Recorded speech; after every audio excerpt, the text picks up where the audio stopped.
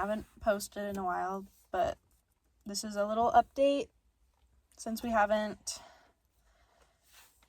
said much besides on the YouTube. Like, I haven't updated you guys in a while still, but we just wanted to come here and kind of make a little rundown of how things have been going and what we really plan to do next, because these last 3 weeks have been pretty chaotic. I mean, after the last video that we filmed all together,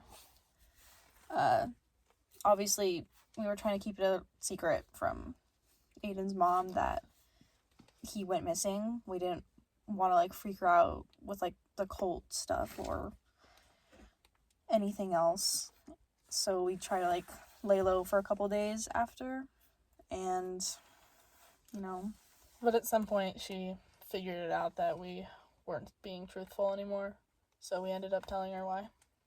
And then that's when I made the post on YouTube.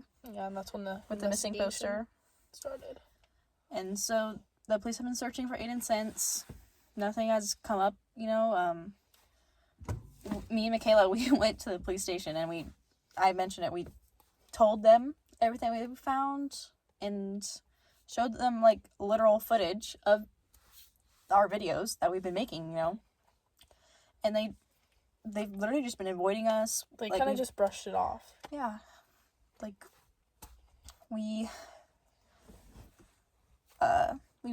We told them how we think that there's parallels between Lily's and Aiden's case too, and that we think that Aiden could have gone to Lily's grandma's when he ran off, but they don't think that. Yeah, they don't. They think it's way too far away, which, for context, her grandma's house is pretty far away, especially from Aiden's house. But they think it's completely unrelated, though. Yeah, they don't believe us, and we tried mentioning the cult too, obviously. And as soon as we did that, we got rushed out of the building. And I mean, we've tried to talk to them, but they keep shutting us out, and they won't hear anything else from us, really, which sucks. They went no contact, even though they said they would get back to us. Yeah, it really sucks. But I've looked into some stuff, and a lot of it seems promising. We've just been kind of connecting the dots, and I was able to come across some sites. I mean, I've been trying to piece together what's been happening with Lily and Aiden, and obviously they've both been having these weird dreams, and it's been affecting, their sleep, their mental state, their attitude. Yeah, attitudes, everything. So I put some of it together, especially the sleep stuff, because to me that's the most concerning. They both were mentioning it, especially Aiden with whatever videos he was making and uploading. He didn't even remember them. He told us he didn't remember a thing. But I did some Google searches, and eventually I came across this site. It was I don't remember exactly, but it was talking about this guy, basically, that a lot of people see in their dreams and nightmares and stuff. He's called the Hat Man.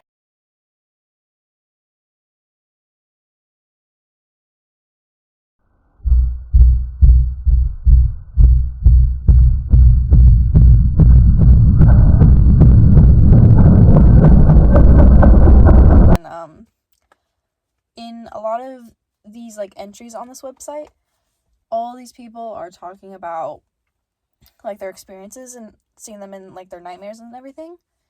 A lot of people they took a medicine Benadryl or something, and recall seeing him there too. Do you remember the group that you found? Oh, yeah, with the guy on that website as well. I saw someone's entry. I I don't think there was a name on it exactly yet. Like, because there's like 2 accounts, but the one on this website was intriguing me because it wasn't explicitly stating his entire story. He was just trying to make it aware and bring me to a different page, which was Facebook, and he had this group on Facebook.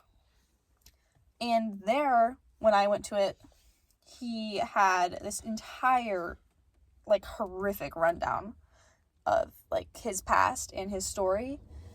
And it was revolving around the Hat Man, is what the thing's called. And apparently, it's this, like, thing that people see, and he's, like, this tall figure, wears a hat, like, a long coat, stuff like that. But the main thing about him is you can't see any of his, like, features, really. Like, it's like a silhouette, basically.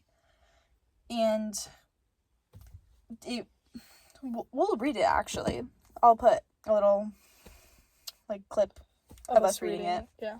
And you can skip it. I'll put, like, a timestamp right here that you can skip to. And then read. Or not read.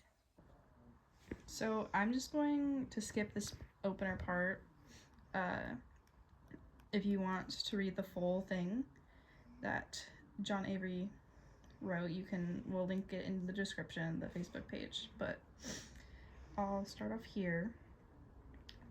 He begins with, I went on a streak of not sleeping. It lasted about a week until I had given in and just nodded off. This simple mistake would be the biggest mistake of my entire life. Unsurprisingly, I was being shown another horribly gruesome act. I had become so desensitized at this point, and I didn't care anymore. The entity was most clear that night, and everything was black and white, blinding too. But besides the strange change of scenery, if you were to even call it that, I had a more detailed look at its silhouette. It was tall, as I could faintly tell before. It wore some kind of wide-brimmed hat, reminding me of those shadow people that people had talked about. At first, it stared. This wasn't normal. It's usually just goes straight into gore. Like people being torn apart, dead bodies, people I love being ripped to shreds, that kind of thing. So I guess this is like, he's just explaining his nightmares, right? Mm-hmm. But this time, it just stood there. After what felt like an eternity, it picked me up with its mind, like something you'd see out of Star Wars. It took me to my parents' room. They woke up and were immediately freaked out, and my dad grabbed the gun from his dresser and began to fire at this thing. It stood there unfazed. The entity put its hand out and crumpled my dad into a ball like a piece of paper. I was concerned, but I knew it wasn't real, right? My mom tried reaching for the gun. Tears were streaming down her face, and she kept panning from the entity that did this and the ball of flesh that my dad was just turned into. She grabbed it, and immediately her arm was crushed, and she let out a guttural scream. The entity walked over to her and picked her up. She brought her over to me, and she looked at me. She asked for help. She begged for her life. As she was doing that, the entity began to slowly crush her head. It was a 10-minute process. She was begging, and due to whatever state I was in, I could do nothing but sit there, just barely suspend off the ground, unable to speak and unable to move. I heard her bones break, her head compressing ever so slowly as I was forced to watch. After it was done, her head looked like a pancake, a flat spread of bone, brain, and meat, slowly spewing blood everywhere.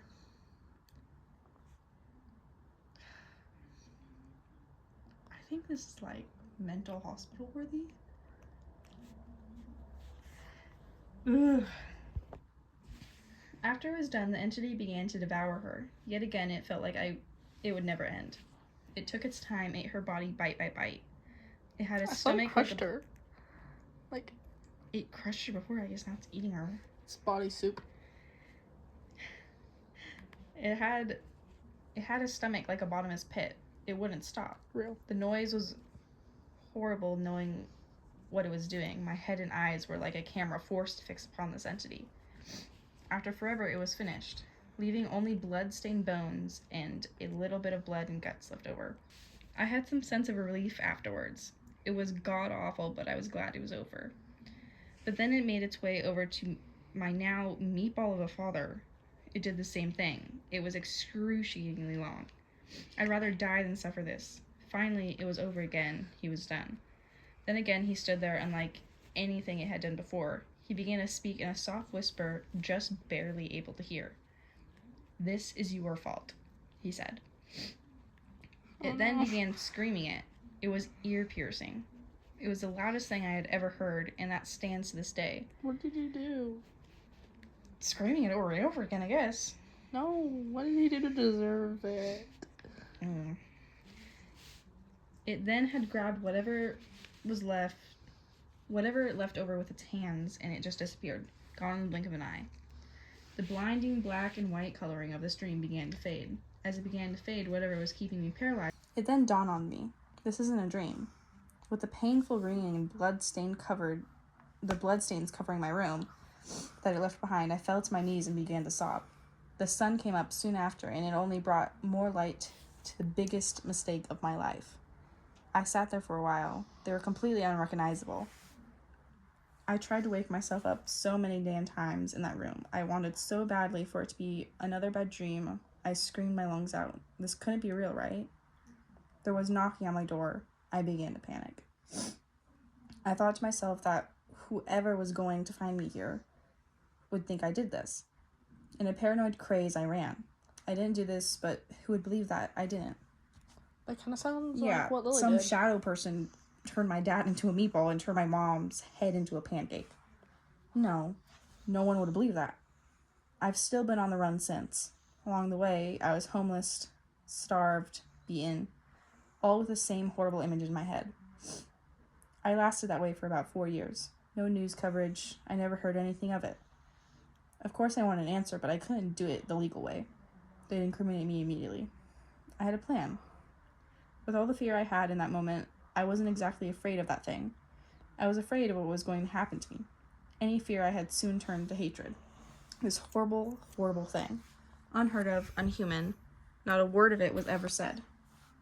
I don't know if there was ever a cover-up, or if they quickly cleaned it up and pretended like it had never happened. But still to this day, no one but me knows what happened that day.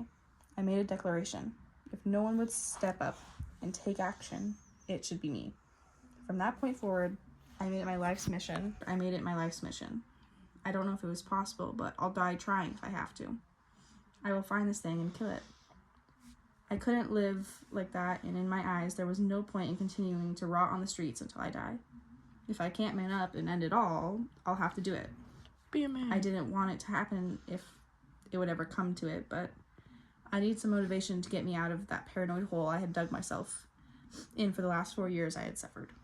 Since then, I have discovered this thing as some kind of god, worshipped across the globe by these walking brainwashed people. God's real. I guess. It's been about 16 years then, and I've lost count of the amount of cults, quote-unquote cults, whatever these groups of people are that I have eradicated. I've grown tired of doing it by myself. I need help. I don't know if there's anyone else out there like me, and if they've suffered some similar tragedy, but I'm here. If you have any further questions, DM me. Thanks. And so, after reading all of that, which is it's a lot to take in, I realized that an account on like several things, like email, Instagram, like in my Instagram comments and stuff, this same guy, John Avery, who made that post in that group, was trying to get a hold of me. And also, I'm pretty sure Michaela, right? Yeah, and it was weird because I didn't know how he would have got our accounts, but Yeah, I don't know, but he reached out, or trying to, and once I realized that, upon, like, because I did reach out to him, I emailed him, and followed him up. yeah, I told him our rundown of our issue. Yeah, our issue. We talked back and forth for a little bit, and I think I think this is definitely a lead. I think his experiences are very connected almost to what we're going through, and hopefully a step closer to how we can figure out how to, go find Lily and Aiden. His background now is he kind of like goes around, like he literally looks for, apparently this cult it's not just the only cult, it's infamous almost, but it has like a bunch of different little cults all around, and he told me that he has like reasonable suspicion that this could be like the like almost epicenter of it, like of it all. The core. Yeah, which is crazy to think because we're literally in like the middle of nowhere, the most rural part of anywhere you can get. And we found the cult in the most remote part it can get here. Yeah, so I don't know how accurate that is, honestly, but I do think it's promising. It has potential to be a lead. And I think John, I feel for him. The stuff that he went through was horrific again. And I would like all of us to get closure. I would like to find Aiden. I would like to find Lily. And hopefully, if it is the cult or whatever it is, like, put an end to it. The Hat Man, put an end to it. Whatever it is. And get our friends back. So, expect for the next couple things to maybe see John Avery. Maybe we've been able to get him out here. We just might have. It seems promising again, and we really do want him out here too. I know that sounds weird because he's basically a stranger, but we need to talk about it. It's very promising, and we do need to talk about it. We need help, and I think he can provide us with that help. I really do. So expect that to come. And for now, if you or anyone else that you know, like, has heard of anything, please let us know. Again, the police are no help. I don't know why, but they aren't. And you can contact us. You can also, if you'd like to just go read whatever the John Avery post in his group, you can also just go in the description. It'll be there. And any other thing that we feel our audience should, follow up on, will be there too. So for now, goodbye.